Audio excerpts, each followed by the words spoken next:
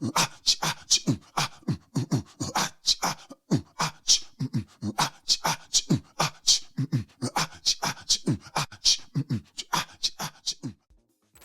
how you doing? This is D.R. Cole. Welcome to another episode of Funny Knowing You. And today, you know, I don't give like a whole bunch of credits and nothing like that because everybody here is supposed to be here and they're great and you know who they are. And today is one of the icons, one of the legends. And I'm so glad to be talking to him today. Give it up for Bill Burr, everybody. Hey, how are you? Thank you. Thank you. Bill, first of all, let me say this, my guy. You threw me off with being on time. That was big. Yeah, well, it's called being a professional. No one has not been on time. You are the very first. I was wondering why you came staggering down like you just woke up. Like, wow, this guy must have done the late show last night. Toothbrush. I'm like, Yeah. Yeah, so that's great. yes, on time. On time. You say next time say 1:30, you plan 1. And then we'll line up. I'm just not used to that. That's great, man. Everybody had an interview. Nobody came on time. But you step it up every motherfucking body. All right, goddamn it. That's what's up. What's up, though, man? Yeah. Be on time. Know your lines. Know your lines. Don't be an asshole. You'll work. Don't be difficult. Simple as that. Yep, that's it. That's it. Get it done and then get out of the way. Yeah. Absolutely. Get That's real it. little. Do you have a problem learning your lines? No, No. I don't. Quick on it. I used to really have a problem, and I had massive ADD, just traumatized childhood, so my brain was all over the place. It took me like an hour to read one page. So, but now that I've gone to therapy, slowed it down. And actually, what the big change was thinking about what I'm saying. Yeah. Like, what is this person saying? What am I trying to convey? Yeah. It stopped being trying to write the guy, doing that. It's like, what am I saying to this person? And, it's like anything. The longer you do it, the easier. Muscle memory. Yeah, it just becomes a part of you ever forget a joke and you just start saying it and you just, as long as you don't think about it, it just comes out. Yeah. It's kind of like that. After a while, you do it for a while and kind of just becomes a part of you. Yeah. Because that's like with me, I used to study the line and do the line. And it just got to a point where it's like, if you really believe in what this person's saying, then it'll come out naturally, Yeah. Now, I don't know how the motherfuckers did it with Star Wars. Like, to make that natural shit. Like, well, if if you're doing like a sci-fi thing, I did a couple episodes of one of those on The Mandalorian, and there was some names of things and people, and it's funny. Like I'm totally mispronouncing. They're all total Star Wars heads over there. So then I would say something, and then people would laugh, and then they would say cut. And they'd be, what the fuck was it? I can't remember. It was when I was sitting at the desk and I sitting at that table and I shot the guy. I mispronounced the name of the people. I forget, the muskrats or something like that. I can't remember what it was. But like I say, and then everybody just starts laughing. And you're just like, sorry. I watch sports. You know what I mean? I don't know all of this stuff. But I will say I've been, as far as the acting work that I've got to do, I've somehow worked with some of the best writers, from Vince Gilligan, Jon Favreau, all the guys on the Chappelle Show. Yeah. And I just recently did a few days on a movie, and it was written and directed by Aaron Sorkin, and it's just like, wow, yeah, dude, crazy. Yeah, I got the script, and it was 145 pages. And like I said, I don't read fast. So when I get a script, I have to be like, all right, I'm going to do 30 pages a day, 145 divided by 30. It's going to take me a week to get through it. I sat down and I just read the whole thing because he's so, dude, the way he writes, it's just, you like, it just catches you. Yeah, and you just go down the hill, and all of a sudden, it's like, oh my God, I read 100 pages, and also I got to see how this ends. Yeah, that's crazy. Man. Yeah, so good. Congrats. I've gotten to work with some masters. Yeah, that's why people think I know what I'm doing. It's like, no, I'm working with some. All you got to do is say what they stop on a piece of tape, say what they wrote, and then they'll take care of everything else. Everybody's like, "Wow, man, that was like really good." I always go, "Dude, you would have been good. You would have been good. Trust me, they're gonna make you look good." Dude, that's what I do. Like when you work with great people, man, you just catch the wave that they have or whatever. I remember I did a movie, and I was with Jonathan Majors, and he was talking so low like this, and he was so serious. When it was time for me to do my line, I talked like just like him. I got real caught up and stuff. They had to go cut. They're like, wait a minute. That's right. He's mesmerizing. He's mesmerizing. I'm mesmerized by him. I was like, no, don't act like him. But do it the way that you do it, this shit, No, but it's working with great people is good, man. Look, let me go back to the beginning of everything. Like, where are you from? So people know. I know. I grew up in the suburbs of Massachusetts, of Boston, suburbs in Massachusetts of Boston. So I was a suburb kid. None of that, Goodwill Hunting, the town, all of that stuff, all those crazy white kids. That I wasn't them. I was in suburbs, cul-de-sac, street hockey, that type of thing. I avoided, those kids in Dorchester and Southie. They were North End. They were crazy. They were all Roslindale, all of those kids. They were nuts. They were funny as hell, but they were crazy. So, and I understood where I was in the food chain. So I minded my business. Where did your parents meet? Are they from there? They're from the Midwest, and my dad enlisted during the Vietnam War, and through that and orders and everything, they went from somewhere in the Midwest, and we ended up in Massachusetts. And that's. So did he meet your mother in the Midwest? Your mother? Yeah, in the Midwest. Yeah. Yeah, and they met like in the service in the military. No, they met before that, and I think they were married at the time when he knew he was going to get drafted. So he's like, well, at least I'm going to pick the branch. You know what I mean? So he enlisted, and then his orders came in, and he was stationed at Chelsea Naval Hospital, which no longer exists. I think they knocked it down and made it like condos. It's near where the Mystic Tome Bridge is. That's where I was born. And it's crazy. Because of the Vietnam War, my dad got transferred to Massachusetts, and then I got to start in Boston, which had like one of the great comedy scenes, at least in the 90s when I started. Yeah. Because I was thinking if they lived in the Midwest, I probably would have moved to Chicago, because they always had with all the zanies out there. Yeah. That's just no disrespect. Your mama, when your father met your mama, she fine? Is she what? She fine. Is she good looking? Yeah. That's how do you not ask that disrespectfully?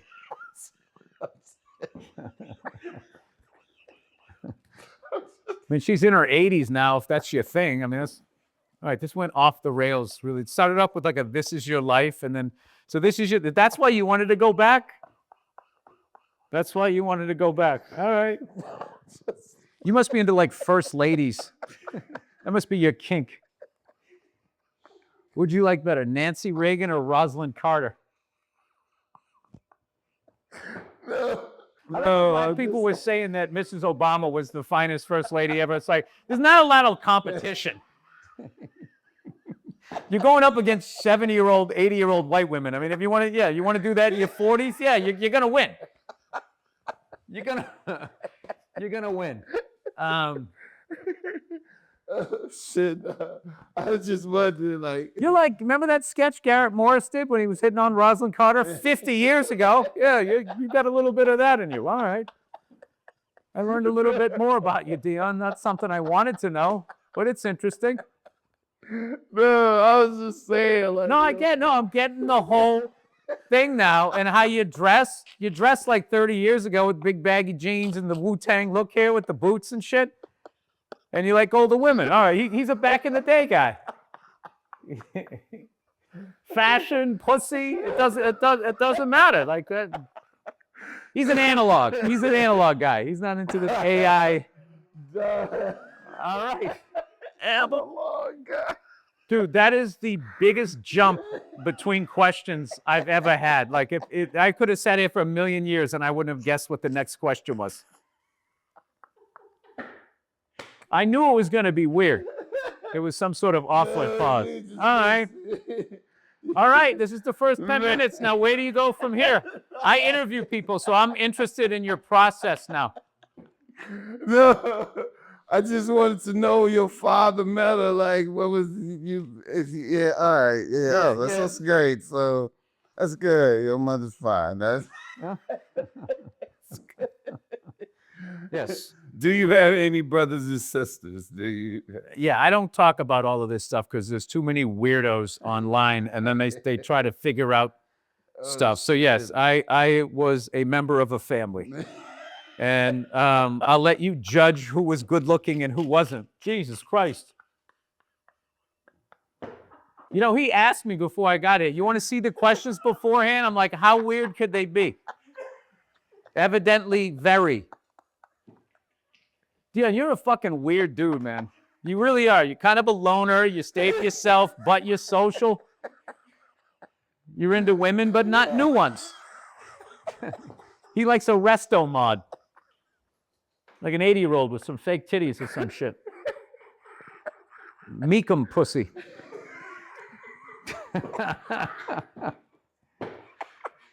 All right. Hey, man. What is your favorite generation to fuck? Are you a greatest generation? Or are you? You like the silent generation to see if you can get them to scream during an orgasm? The silent generation. Doug. Oh, you are wild and No. No, I'm not. Don't fucking project your shit on me. This was you. You took it in this direction. Oh no. Okay, let me get That door didn't lock behind me when I came in here, did it? This is starting to feel like, is this some Diddy shit? I love that you guys are just as weird as we are. That really makes me feel good. You know, we got Epstein Island, you got Diddy parties. It's all the same. The white man won't let you have your own island. So you got to do it in the Hollywood Hills. But left to your own devices, you would have an island. Dude, you wild dog. No, I was asking, do you? Just move on, Dion. Just move on to me and what's going on. What's the deal with whatever? Do you get along with your brothers and sisters? Yeah, I don't want to answer all these family questions. Yeah, it's all good. Just fast forward.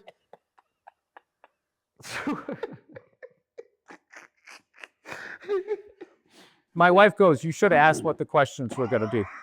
She asked me. Look, The second I get in my car, I'm texting her, and I'm saying, his second question was your mother fine?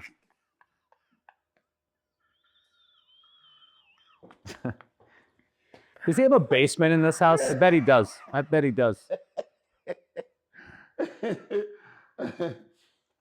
It's just funny knowing you, so the people want to know you. So that's I know. I'm asking. Well, so ask about me. Just ask about me. Well, okay. Were you disciplined as a kid? Yes, I grew up in the 70s. Did you? Yes, you got hit with whatever was handy. Switches. Not switches. We did it the white way. It was more brushes, paddles. My dad had a paddle from a fraternity, wooden spoons, but basically whatever they were cooking with, whisks. Yeah. Yeah. I remember one time my dad was cutting my hair, right? It's like, and he's a dentist, and he was pissed at my mother. He was yelling at her, and he had the hairdryer pointed at my neck, and he was burning my neck. And I was so afraid of him, I didn't say anything. I just sat there, let him cook my neck to like medium well. Those were the 70s. Everyone was afraid of their dad. Yeah, I was afraid of my dad. We got hit. No one knew where anybody was. It was fucked up. Yep. Did you have a lot of like trauma and shit as a kid? Yeah. Like anything? Yeah, and I'm finally getting through it. I actually, What did you say earlier? I'm actually getting through it. I learned to get through it through acting.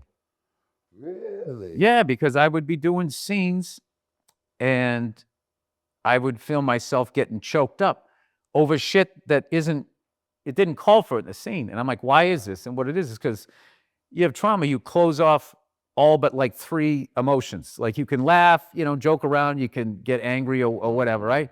And everything else is closed off. And when you act, you open that door up. So as you open that door up to access emotions that you need to play this different person, cries from 40 years will come out. It's like misdirected anger, like misdirected crying. So it's like, what is this? So I kind of learned through that, like I need to leave that door open so I have more options in my day-to-day life. Yeah, to feel like all of the feelings. Do you ever get like, have you ever got caught up where to the point where you had to like go cut and shit? Like you went too far with it? No, but I've definitely had to cry whatever I had out in the hotel room so I could just do it. Because it was something, I don't know what it is. I buried so much shit and it just comes out and you got to kind of deal with it. Yeah. And then when I get down there, then I'm fine. But like, it's funny. Some actors go like, well, you should have used that. You should have used it because there's a thing like, some comics think just like loud is funny. And it's like, no, funny is funny. Some actors think that, if you're crying, that means you're doing a good job. Yeah. Because, it's a harder thing to do, I guess. But it's like, well, if the scene doesn't call for it, it's just weird. Yeah, it's weird just to be crying because... Yeah, you're doing like you're in Dumb and Dumber and you're trying to win a fucking Oscar. So, I've learned probably more about myself in the last 3 weeks. I kind of discovered a lot of this stuff in the last 3 weeks, so it's kind of exciting. That tripped out, man. It's like being at this big age that like we are and people are to discover stuff. I mean, you're gonna constantly discover stuff depending on what level you're on or what you're doing, what you're trying to accomplish, but it's really weird, like still like improving yourself after all this. No, it isn't. No, it isn't. It's true. No, that's the key to life. The key to life is to always be trying to get better, whatever, being a husband, father, comedian, actor, or whatever. And that's the way you stay excited, you stay challenged, and you don't become stagnant. And stagnant leads to redundancy, which leads to boredom, which leads to bitterness. Yeah. And you reach sort of a cruising altitude and then you kind of go like that. So, the point I was making was after people over 50, you have 50 years and still ain't get it right. That's what I mean. Like not get it right. No, that's true though. That's what I remember. I mean, it's like you still it's tripped out that you still have to.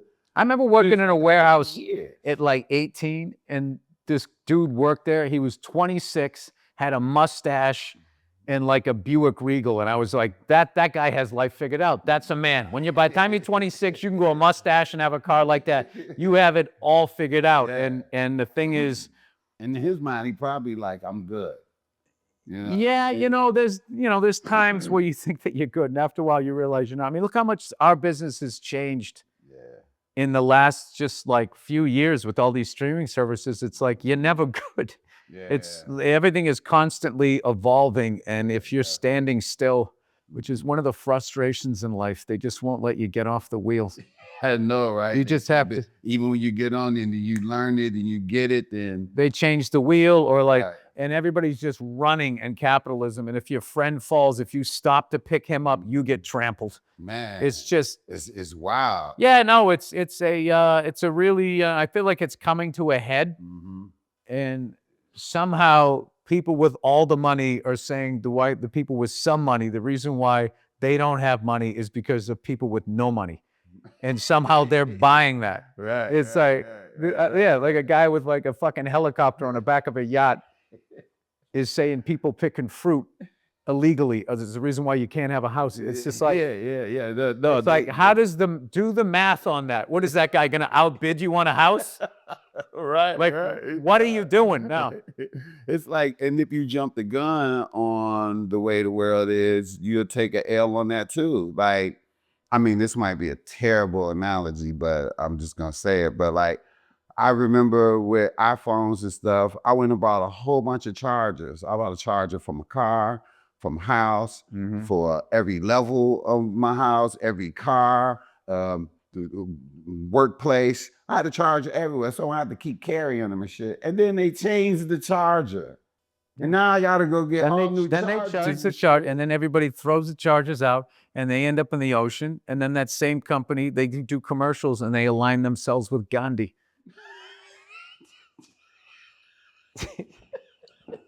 It's fucking nuts, and people do, you know. Remember that when Steve Jobs was alive? Like, that guy was like, he was out of his mind. I think that's why God gave him cancer. He's like, I got to talk to this guy. Are you comparing yourself to my son who died for all of you, you fucking asshole? You didn't write a line of programming. What are you down here? Gandhi led an entire people to freedom. You're polluting the ocean with shit people watch free porno on.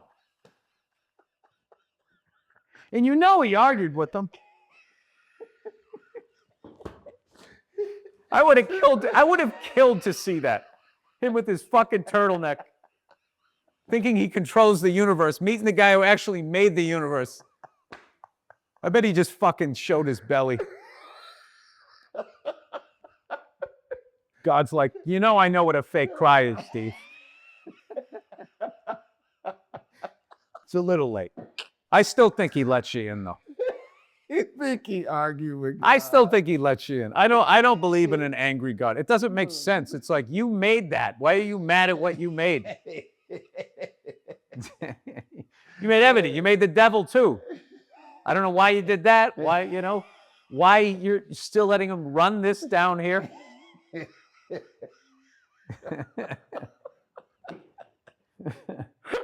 It's really, I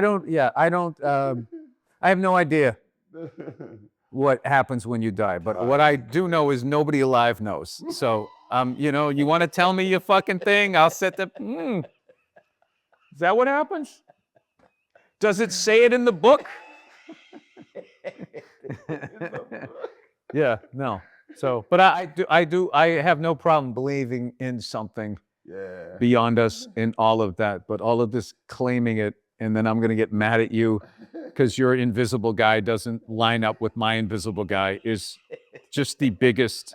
It's just an astounding, it's a profound waste of time. Your invisible guy against my invisible. Oh shit, man. All right, let me go. Just regroup. I know you're blowing by a bunch of questions after you thought, is your mother fine going to be appropriate? I know, like, the next 8 cards. So, like, did you ever have a threesome with, like, a relative? I mean, there was a girl in between you, but was it about 4.5 feet away from incestuous? Why do you got your mouth open? He asked me what my mother looked like.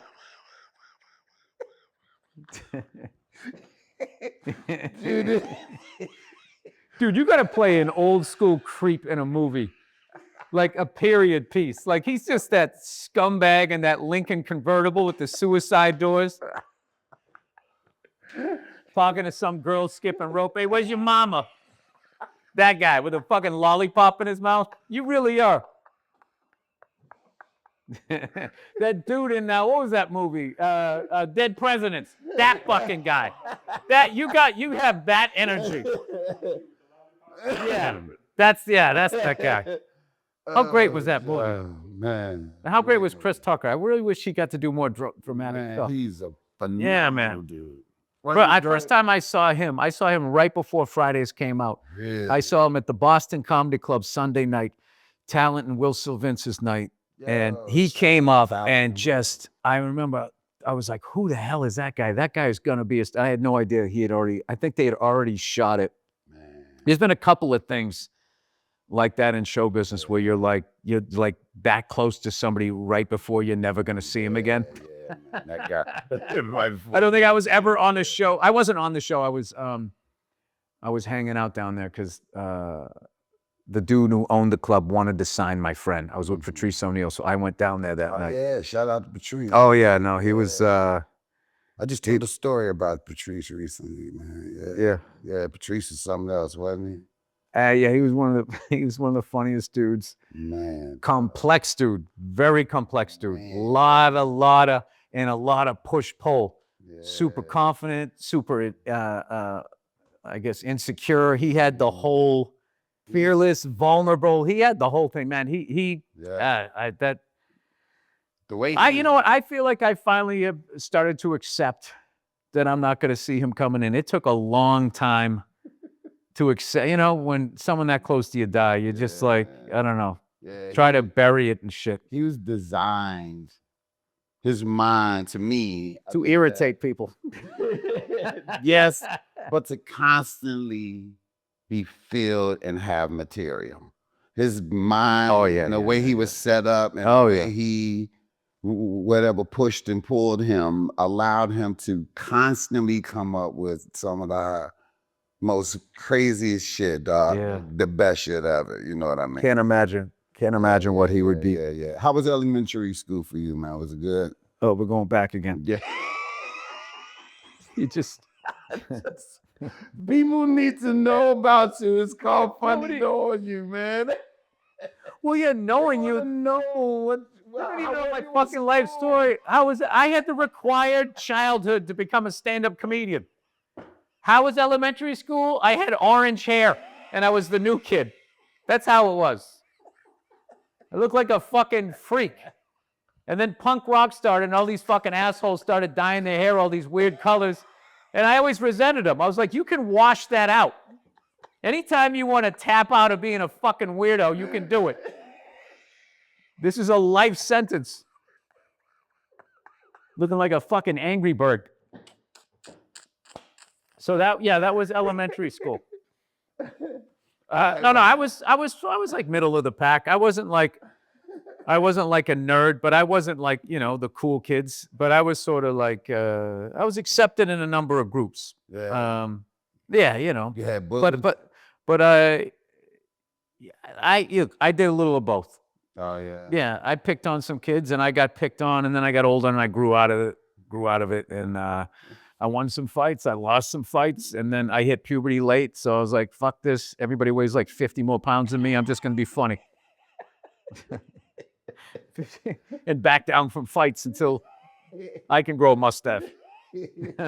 Was high school like that too? Yeah, high school was when sort of the first whatever amount of my year, everything was coming to a head, where like the trauma was starting to make me drift off from the direction that the herd was going in, and I was pretty damaged by then. Yeah, I was pretty damaged. I didn't realize it, and I didn't realize it until much later in life, and I'm really realizing it in the last like few weeks. All of this stuff.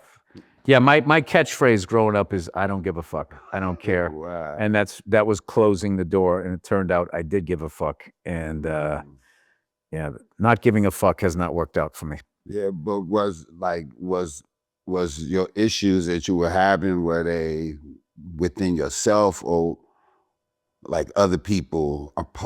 No, it's just getting abused. Really? Yes. I'm a comedian. Yeah, every way you can be abused. Yeah, it happened. It was, but that's not just a comedian thing. It happens to like a lot of people, and it's just and then it's still happening to people. Yeah, no, it's bad. But It's bad. But to see you and other people that have went out of that shit and became who you are and doing what you're doing. Oh, the shit that I do is to level me off. Yeah. I got into this shit. Like you feel like this about yourself, you got to try to do this just so you can be here. Mm-hmm. So, that's what I think some people, when they talk to comedians, they don't understand. They go like, we always funny, and you just like comedy, and you just like making people laugh. It's like, no, this is like reprocessed pain. Like they don't understand that making jokes about shit is a way to not feel feelings. It's a way to like sort of break the tension of it. Like, that thing I recently had acting work on was a really tense scene, and then he had a couple of killer jokes in it. It's like, that's like necessary. You can't just keep building tension. Yeah. And that's sort of what stand-up, a joke is, you build some sort of like tension or where the hell's this going? And then you hit him with the punchline. Everybody laughs. You bring it back down again. So, yeah. Step and repeat. Yep. Basically, yeah. What about like love and like who was your first love? My first loves, I had full relationships in my head and never even talked to the person. No, like I was just a complete, like, I was like Bill Bixby without the ability to turn into the Hulk. Just walking down the street. Like I was walled off. I was walled up. I honestly don't have an answer for that question. So there's no woman that you was like in love with, like in back when you were young. No, first love, like. No, I had crushes on people and stuff like that. I just didn't act on it because I was beaten down. I was beaten down, and then I was fucked up. So then when I got into the dating world, I gravitated to other damaged people, and then we had crazy relationships, and then I'm like, chicks are crazy, and it's just like, no, I'm crazy. So I'll be honest with you, I haven't thought about that in a long time, and I used to think about the past a lot, and I don't anymore. I don't. It's a good thing. It's a good thing because I don't know. I can be honest with you. I'll just be straight up honest with you. Every time I think I've gotten on the other side, I'm not being fucked up, I find another fucking giant vat of fucked upness that I have to like work my way through. So that's what I'm doing. Yeah. I mean, but I tell you this much, man, and I say this to a lot of people, and you might not care or whatever, but I feel like whatever issue you ever had, it always eventually worked out. And for you to just think like that, like it's going to work out. Like whatever issue you've ever had. I mean, that's a positive outlook, but you have to do the work. And then you also have to make sure that how you're fucked up isn't hurting people around you. Yeah. These are things that I learned. So, right. And then also like if you grew up with a lot of fucked up people, your idea of not being fucked up is way down the road of fucked up, but you're not as fucked up as the person. Right. So you're just like, well, I'm not that bad, but it's just like, dude, being normal is about 100 miles down that way. So, but do you think it's more hard being successfully fucked up? Well, what has helped me with my career is my low self-esteem. I view myself as a guy named Bill who tells jokes. And I don't view myself as, I don't necessarily have, some people, like I call it taking the ride. Like they get a few things and they just start walking around thinking like they're I don't know, like this, they should be the Hollywood sign and like a picture of them next to it. Whatever that is, I have the opposite of that. So, but I'm actually, that's why my low self-esteem has worked because it's kept me grounded. And then I can kind of, I understand how this whole thing works as far as like, I don't know if you noticed this, but when people never just say, you're the best comedian, they just go, man, you're like the best comedian right now. Yeah. And it's always right now. Yeah. So that changes like that. So I've learned that that's why, okay, this is just, this is this really cool thing that I get to do. And there's a beginning, a middle, and an end to it. And what's all said and done, the real, you get love from the crowd, but like, and then 2 seconds later, they all leave.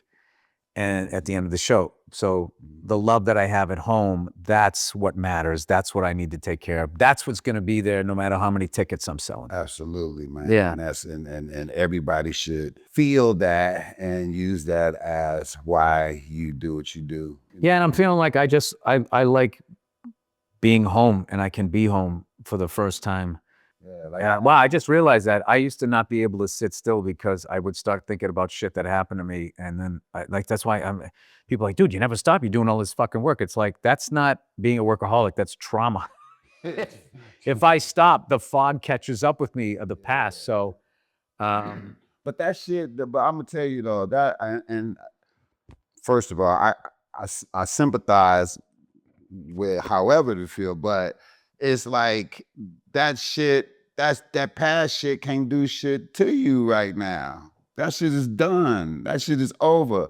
When we done with this interview, this shit is over. And then when it come out and then people see it, it's over. Like, should be over, dog. Should be over the fuck over, dog. Can I ask you a question? Yeah. How has that mindset been working out for you? Because I know shit gonna be over. No, I'm saying, does that work for you? It does. It does. There we go. It works for me in a way where I feel like I just go, man, I need to focus on the present and where I want to be, and that's just all I can do, dog.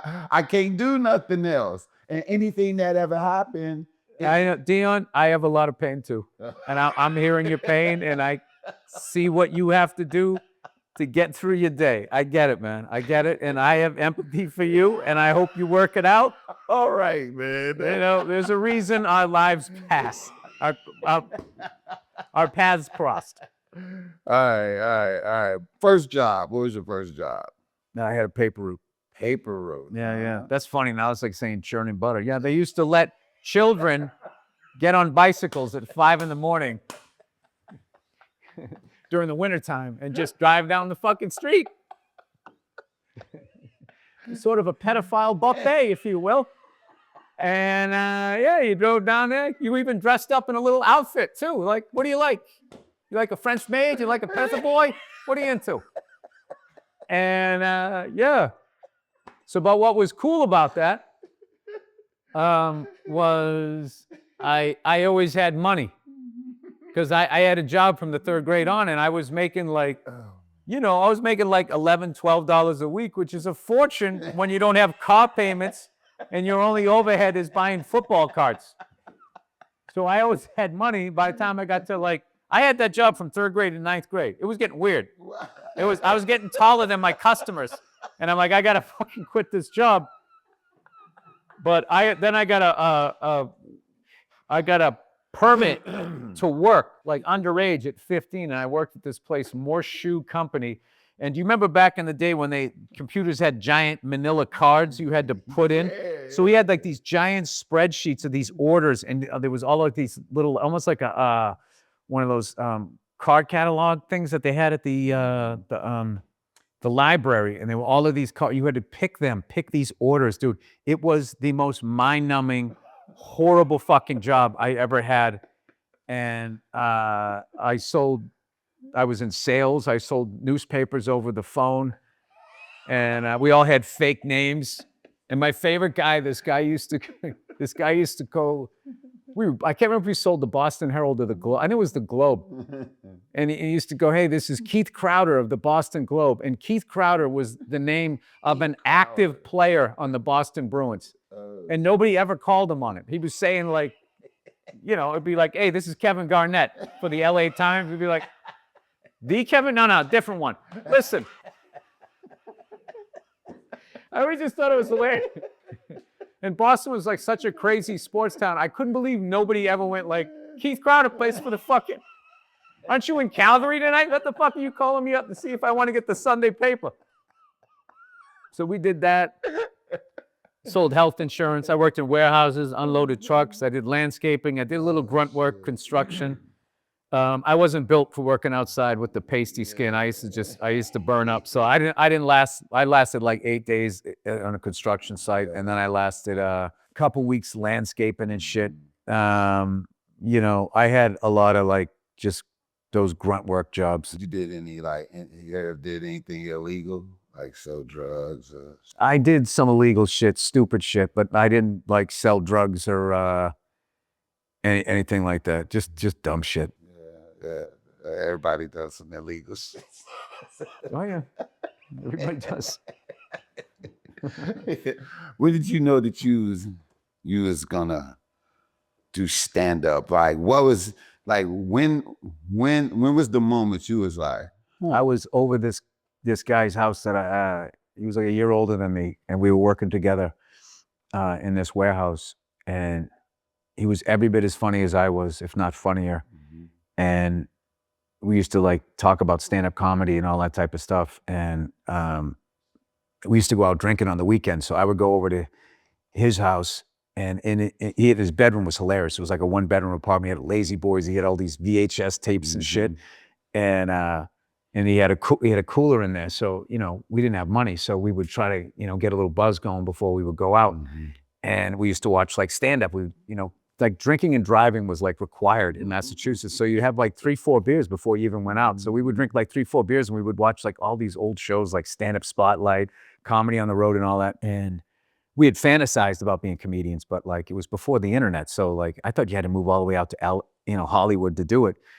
And we were watching this comedian one night and I'll never forget it. He just said like, Bill, he goes, we're funnier than these guys. We're funnier than these guys. And he said, one of these nights I'm going to take a shot at Jack Daniels and just go up on stage. And all of a sudden it wasn't on TV. It wasn't a million miles away. It was my buddy. He like made it possible in that moment. I was just like, oh, she can just do that. And I didn't even know that there was a great comedy scene in Boston. I was like 21, 22 years old. So then, for whatever reason, I thought I had to finish my college degree. So I got through that.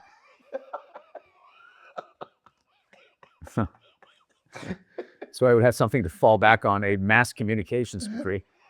And, but I had to I transferred out of UMass Boston. I went to Emerson College, which was more of a performance college. And what I did was I just took classes because I was so like shy and introverted. I just took classes that I knew I was going to have to get up in front of people. And it was like something I discovered and then relearned a bunch of times that there's a lot of fucking laws you make in your head when you're like, this high.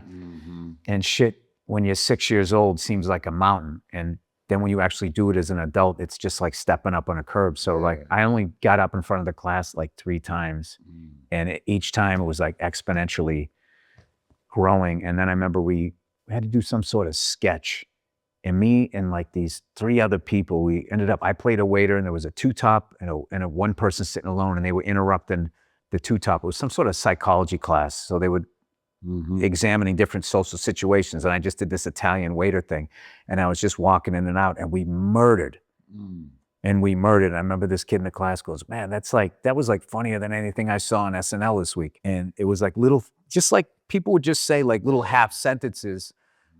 And I would be like, I think I'm going to be all right. And stand-up comedy was the first thing that I did where I didn't think I had to copy somebody. Like everything else I did, I would just be watching, like, is that what you do? Like I played drums, jammed with kids and try to get into a band and stuff. And I remember I would just watch all the other drummers. Like I never thought to like try to be creative on the drums. I wasn't playing drums, I was doing them, if that makes sense. So comedy was the first thing where I walked in and where I had like this, I didn't know anything about it, but I just knew that I had found where I was supposed to be. And I knew it was going to be hard, and it was, and trying to figure it out and everything. But I wasn't like when I was in like the music store, I was always seeing younger kids come in and they would sit down on the drums already expressing themselves.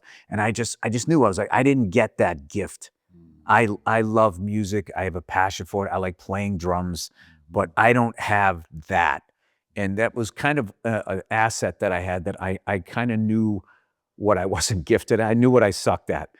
And all my whole life, all I did was get in trouble for screwing around and joking around in class and being an asshole at work and everything. And then all of a sudden, like, here's this job and you just get paid to do that. And I was like, yeah, I think I'm going to be all right. Yeah. Although I do remember when I was going to do my first 5 minutes. Do you remember when you first sat down to write a joke? And I was just about that. Yeah, you're just staring at the paper like, how do you do this? Hey, everybody. I noticed this the other day, Good evening. Yeah. Like, what am I gonna start with? Like, that was the funniest thing to me. The greatest thing about, and why I love to this day watching open mics, is because it's so funny, because nobody knows what they're doing. If they're brand new, they don't know what they're doing. Yeah, but they're doing it. But like that, like this, the only thing, like, you have to learn by doing it in front of a crowd that's judging you. It's unbelievable. It's so funny. Like, I remember like walking up to the mic the first time. How do you take the mic out of the stand? I don't know how to do anything. I didn't know how to do anything. Right. Oh yeah, you're walking too fast and you're sweating and you're talking and you have dry mouth. It's just Fixed the mic cord like a gazillion times. Oh, I yeah. kept trying to straighten it out. Like yeah. wasn't even moving. Oh Like, yeah. just kept You get all moving. of those ticks. I've always said every comedian, their first show, they walk in, they already have their voice. And then when they get called up on stage, that walk to the stage, you lose it because immediately it's an out of body experience. Like, oh, these people are going to be watching. Oh, and now you're not that guy at work anymore. Like, hey, Dion, go fuck yourself. You're not. You're like, hey, how you doing? So, your arm starts doing shit it never does. Like, what is that? What the fuck is that? Yeah, and in your head, it feels like this. And then you'd watch your tape, and it's like, dude, I Never talked like this in my life. Yeah. Right? I have VHS tape. I don't even know where they are anymore. And one time I went back, my wife wanted to see them. And I went back and it was like, I don't even know how, I was so bad. I don't even know how I got any laughs. I was talking so fast and I was pacing back and forth. And I just thought I was up there, just like eloquently, taking my time. It was bad. It was bad. So there you go. Anybody thinking about, doing it, know that, it's a process. it's a problem, but also know that we were terrible. Absolutely, definitely. Yeah. When you finished, when you got off, what was your mindset? Was you like, oh? No, I was like, this is what I'm doing. And up until that point, I had literally tried everything: sales, construction, starting my own business. I literally tried all of this stuff, and being a musician, none of it was. And that thing was it didn't even go well. That was the thing too. It didn't even go well. Yeah, right. But there was when you meet the person you're supposed to spend your life with, it just feels right. Yeah. So I was just like, all right, I'm gonna figure this out. Yeah. I'm gonna figure this out. Felt good to figure out, man. That. But I'm glad nobody showed me a highlight reel of what I was gonna have to go through to figure it out. Right. I don't think nobody, unless somebody goes and does research, but that still ain't gonna help you at all. Anyway, you have to get up there and do that shit. You know what I mean? So yeah, that's something everybody should understand. If you want to do stand up, just do it. And if it's eating you up, just go do that shit, man. It'll work itself out. Yeah, don't judge yourself until at least 10 or 15 times in. You don't know what you're doing. And right around 10 or 15 times, you'll start to have a few things that work. The first 10 or 15 times, all it's about is when they call your name, having the courage to go up there. That's it. If you're going to start comparing yourself to people that are on TV after 10 times, that's insane. You wouldn't pick up a guitar 10 times and be thinking you're going to be like Eddie Van Halen. It's it's not how it works. Gotta practice that thing. Yeah. Did you ever have, and even right now, have you ever had any where you question yourself, of your decision making, of you ever question Oh yeah, all the time. Yeah. All the time. Still to this day. I remember when I was really walled off, when I first started doing stand-up, a lot of people thought I was a snob and I was aloof because I didn't talk much. And what they didn't realize is I was questioning everything I did in the last fucking 30 minutes. I was out of my mind. And people project shit, you know what I mean? They want to be liked. And if you don't come to them, then they project this whole thing. Oh, he thinks he's too good for me. And I just learned recently how much I play out scenarios with people because of shit from way back. It's really fucking crazy, dude. Your brain is fucking crazy. If somebody put it in the blender when you were a kid. So it's crazy. You has anyone ever stole a joke from you? Yeah. You caught them? Yeah. You handle it. That's why I don't, this shit where people go on podcasts and they talk about other comedians. I don't that's the new school. I'm just if you have a problem, I had an issue with somebody the other day. I was I'll run into him, and I ran into him. It's not an issue anymore. They didn't like the conversation, but I don't care. Yeah. I said what I had to say. You don't agree with me. You said what you had to say. That's it. I'm not doing it on a fucking podcast. It's like cannibalism. You know, you keep it in the locker room. Dude, and when I was, the guys that started the Boston scene, like if you stole a joke, like fucking somebody punched you out. Like you got your fucking, you got like, you know, I was never to that level. I give someone a stern talking to. But I'm not gonna get a lawsuit out with words. Well, now that there's cameras everywhere too, like not like I was one of those guys that would do something like that. Like I wasn't a guy that solved shit with violence, but like there were people that did, and I don't know. I don't think that the world is a better place now that there's cameras everywhere, because there's a lot of people getting away with unbelievably ridiculous behavior that back in the day, like you would get away with that for about 6 days. And then you would get your comeuppance, as they said. Somebody, some people, but that guy's got to get his. He's going to get his. He's going to get, and they did. But now you don't, because there's fucking cameras everywhere. It's weird. You ever stole the joke? No. Like not knowing? You mean like parallel thought? Yeah. No, I've definitely had. But you have to like. I never looked at somebody like, I'm taking that shit. But I definitely had a joke and I thought I got there first, and I didn't, and then I dropped the joke, and then I'm like mortified because you think they think you. No, I think that people saw it, and then that like, you know what I mean? So, what I had more so in that thing was when I was coming up, I was acting. You know, when you're trying to find your voice, you're taking on the persona of different comics. You know. I think I had a Brian Regan phase. Everybody had like a Dave Attell phase back in the day. Yeah. And then you just sort of learn to trust what you're saying. So there was that, but I never, no, that's like, you can't do that. And also, you know, I didn't have to, luckily. However my brain works well for comedy. It just does. Like, I don't have a problem writing a new hour. You know, I don't have, at least right now I don't. I mean, who knows in the future? But I don't seem to have a problem with that. So I didn't have the need to. And then also, like, that's such a short game to play. Where okay, so you're gonna kill tonight, and like that's gonna get around real quick, and then you know. Where do you go from there? And then no one wants to work with you, and then nobody respects you. Like I couldn't go down to a comedy club if I knew all the comics didn't respect me. Like it's not. I wouldn't care if you steal all these jokes and you'll be considered the greatest comedian ever. If the other comics didn't respect me, forget it. Forget it. That's how I am.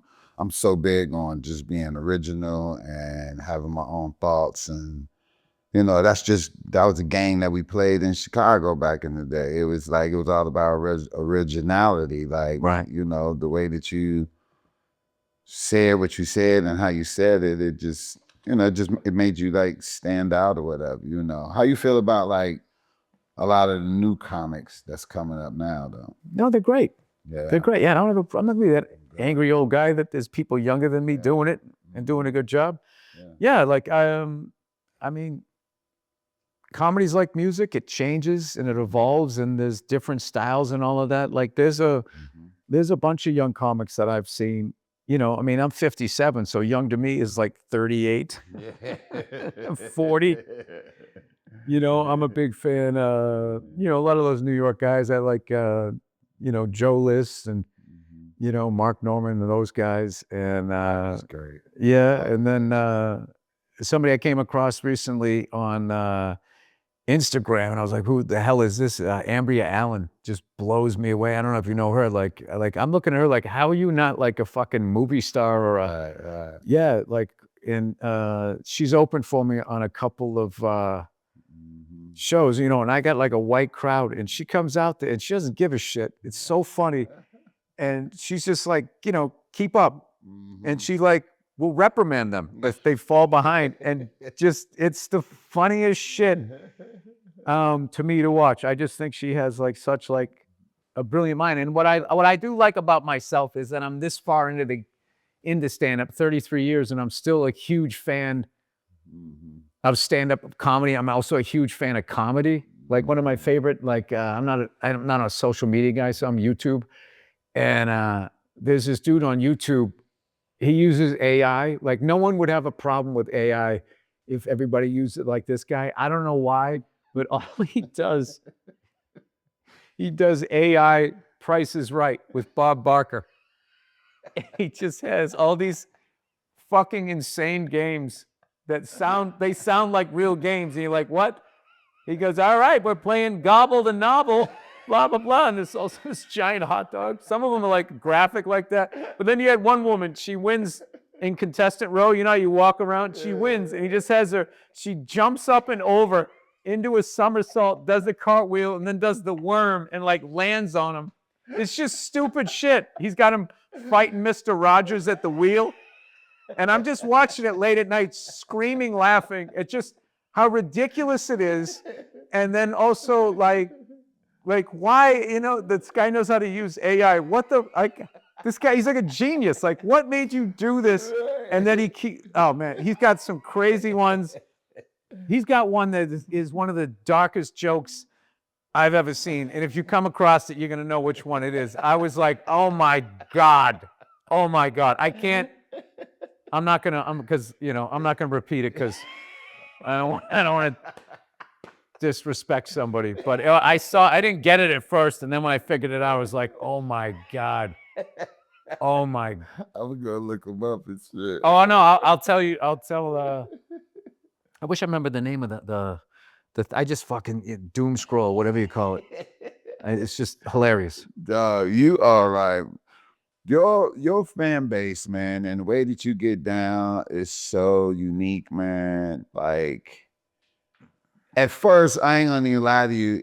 When I first saw you and first got up on you and shit, I thought you was black. I had no idea.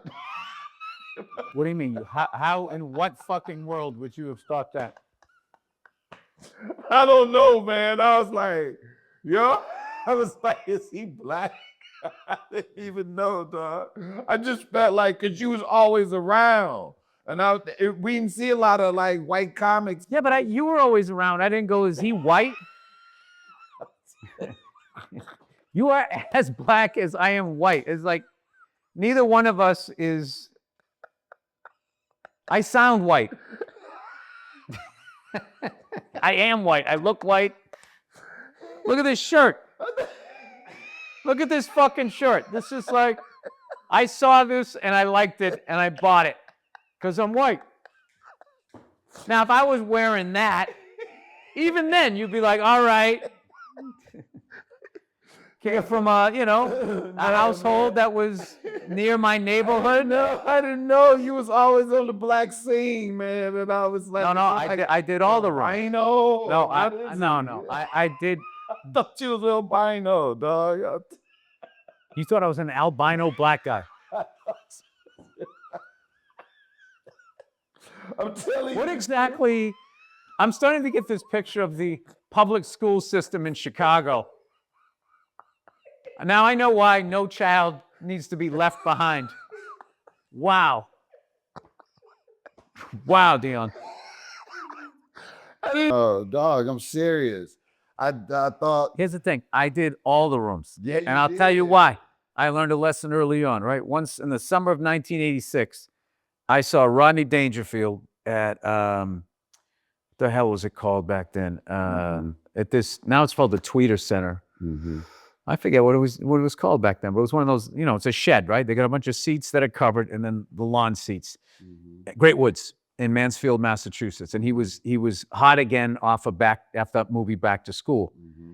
I saw him and it was a whole bunch of people, everybody was laughing and he killed. And I was like, wow, that was amazing. And then like a month later, I swear to God, I saw Eddie Murphy on the Raw tour wearing the purple suit.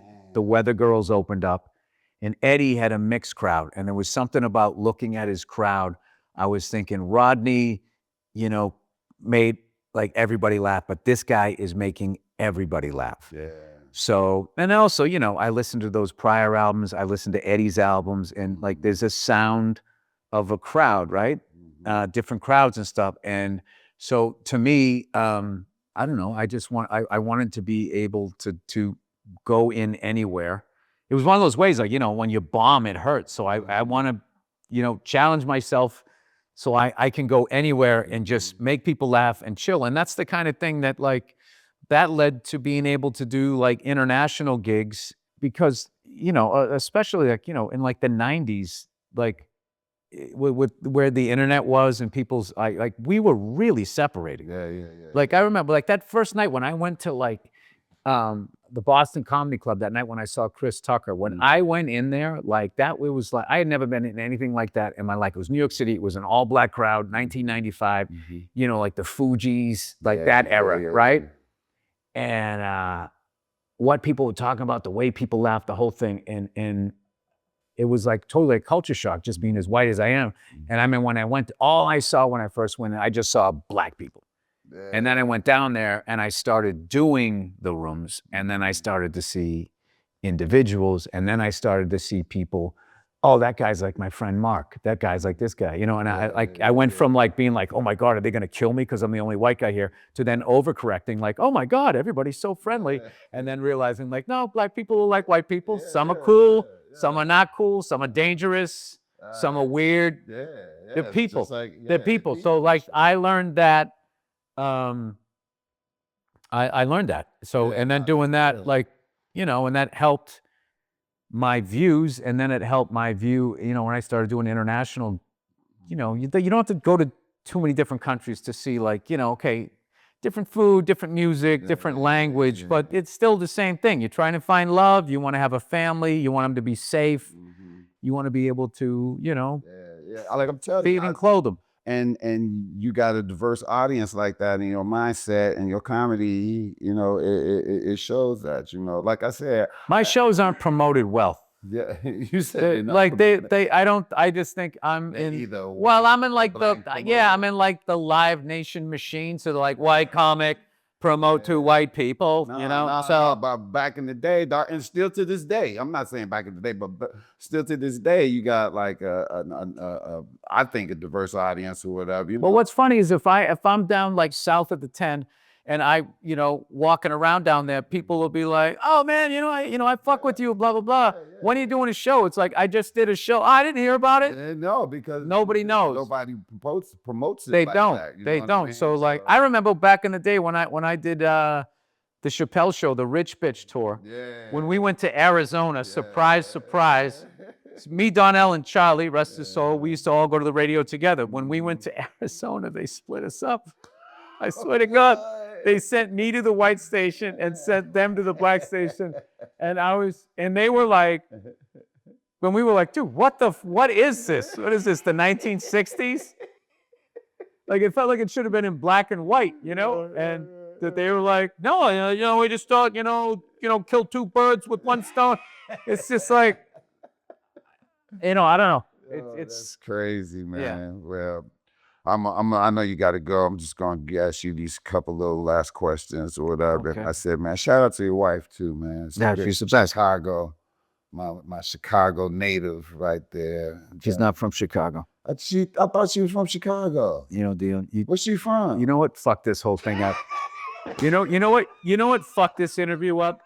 Was I showed up on time. And your stare just, he thought I was black. He thinks my wife is from Chicago.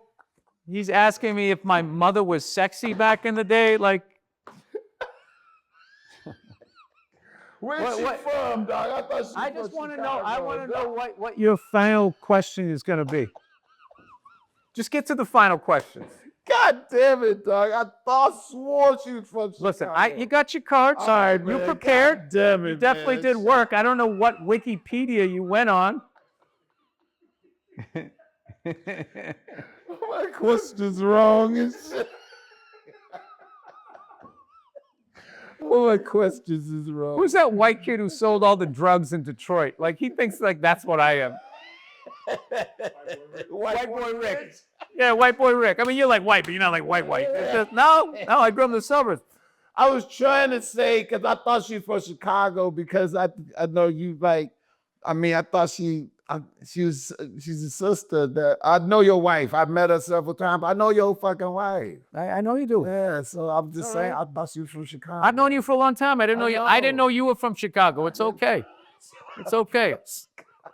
I just noticed you have a Magic Johnson goatee. You have a Showtime Lakers fucking goatee. That is like an old school. That's Bill Cartwright. You just need that little bit of white. All right. Anyway, You fuck out of here. All right. Brown liquor, clear liquor. Which one? back when I drank, I was bourbon. I don't drink anymore, but yeah, bourbon. Bourbon. That was your shit. That was my shit. That was all right. I went through a vodka phase. I was a Belvedere person. Yeah. I think if you drink Coke, you drink Belvedere, and if you drink like fucking Pepsi, then you like what is your? Oh, you got Kettle One. What's it? Grey Goose. It's like I don't want to fill the alcohol. That I'll tell you the reason why I don't do drugs is because they're too easy. And what I always liked about alcohol is like it's work. Like you have to get that in you. It doesn't taste good. You just get used to how it tastes. And you're just pouring this fucking turpentine into making these faces. You know what I'm saying? It's like, but like pill poppers. Oh, you just got to do that. Like you take an aspirin and all of a sudden you just go on like this trip is fucking wild. I'm just like, that is way too easy. Or all like these fucking weed smokers. Have you realized now we can say weed is addictive, right? Now that it's legal? Yeah, it is. Yeah, people, dude, New York City, 10 in the morning, people, like, if you're drinking from a bottle at 10 in the morning, people are, hey, man, what's going on with you?